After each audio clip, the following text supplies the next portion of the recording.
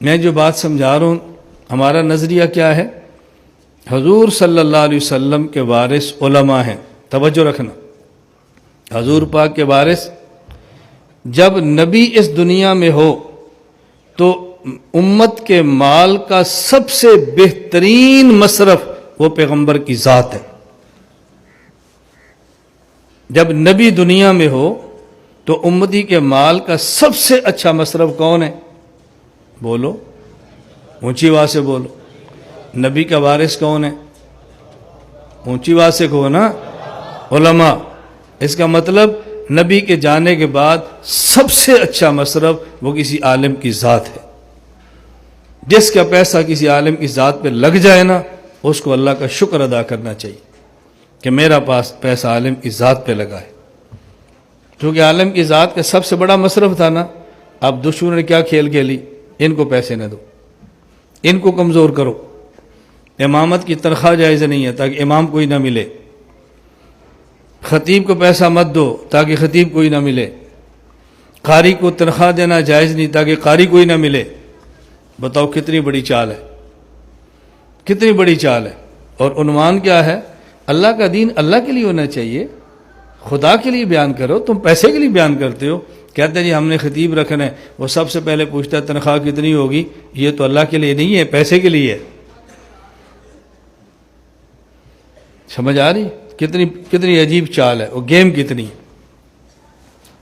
میں بکھر بیان کے لیے گیا، بکھر کے ساتھ جگہ ہے دریا خان، وہاں پہ بیان ختم ہوا تو دو بندے آ گئے۔ مولانا صاحب اجرت اعلیٰ تعلیم دین یہ جائز ہے؟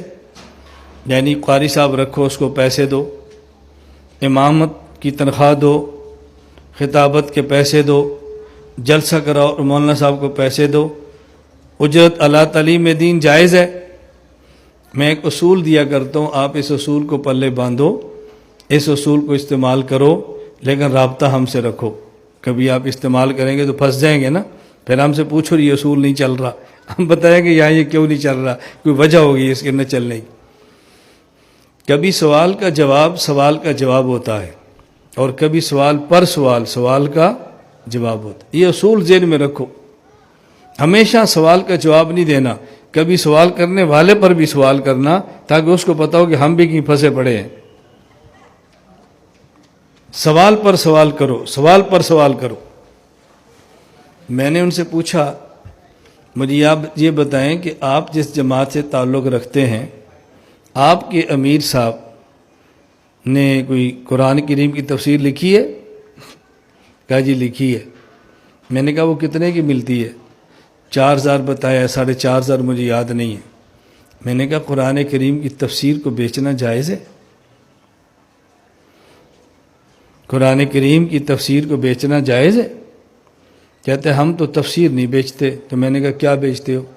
کہتے ہیں ہم کاغذ کے پیسے لیتے ہیں، قرآن کے الفاظ کے نہیں لیتے، ترجمے کے نہیں لیتے، تفسیر کی نہیں لیتے، جس کاغذ پہ لکھا ہے نا اس کاغذ کے پیسے لیتے ہیں۔ میں نے کہا جو قاری صاحب مدرسے میں بیٹھ کے 8 گھنٹے قرآن پڑھاتے ہیں نا، وہ قرآن پڑھانے کے پیسے نہیں لیتے، وہ 8 گھنٹے کے لیتے ہیں۔ میں نے کہا میں سرگودا سے دریا خان آیا ہوں، 4 گھنٹے لگے ہیں، 1 گھنٹہ بیان کی ہے، 1 گھنٹہ ویسے بیٹھا ہوں، 4 گھنٹے واپسی کے، 4 4 8 اور 8 اور 2 10۔ میں نے جو آپ سے 15000 لینے ہیں نا وہ گھنٹے کی تقریر کے نہیں، 10 گھنٹوں کے لینے ہیں۔ میں نہیں لیتا پیسے، یہ ان کو سمجھا رہا تھا۔ بھلے ہم پیسے، کوئی مجھے ساتھی پوچھتے ہیں مولانا صاحب بیان کرانے پیسے، میں نے کہا بھی 1 روپیہ دو گے تو ہم دوسرا نہیں مانگیں گے، 1 لاکھ دو گے تو روپیہ واپس نہیں کریں گے۔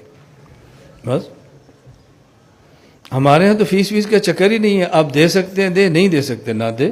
آج تک پوری دنیا میں کوئی ایک میزبان نہیں بتا سکتے آپ، میں کیمرے میں بات ریکارڈ کرا لوں، پوری دنیا میں پاکستان سے باہر مجھے کسی نے بلایا ہو اور میں نے یہ کہا ہو کہ میرا کرایہ کون دے گا، پوری دنیا میں میرا ریکارڈ ہے۔ پاکستان میں کیا مانگنے؟ اللہ تعالیٰ دے رہے ہیں، مانگنے والوں سے زیادہ دیتے ہیں، عزت کے ساتھ دیتے ہیں، بہت زیادہ دیتے ہیں۔ میں نے صرف ان کو یہ بات سمجھانی تھی میں نے کہا آپ جس طرح تفسیر کے پیسے نہیں کاغذ کے لیتے ہیں، ہم بھی قرآن پڑھانے کے نہیں، تقریر کرنے کے نہیں، ہم بھی پیسے جی وقت پہ لیتے ہیں۔ عید کے دن تمہیں چھٹی ہوتی ہے، ہماری ڈیوٹی ڈبل ہوتی ہے۔ عید کے دن مولانا صاحب نہ ملیں تو پھر میں دیکھتا ہوں آپ اس امام کو رکھتے کیسے، اور جب ہم کہہ دیں بھئی عید ہے تو آج مولانا صاحب کو بھی عیدی دو، تنخواہ نہیں دیں دے، اور بھئی تنخواہ تو نمازاں نہیں دیں دے ہو، یہ وچ عید دی بھی دیں دے ہو۔ عید تو وکری نماز ہے، تو 5 ٹائم دی نماز لگی تعلق ہے بھائی۔ میں تو اپنے ہمارے گاؤں کے لوگ بیٹھے ہیں، میں تو عید کے دن باقاعدہ اعلان کرتا ہوں، اپنے لیے نہیں، اپنے امام صاحب اور اپنے مؤذن خادم کے لیے، بھئی ان کو عید بھی دو۔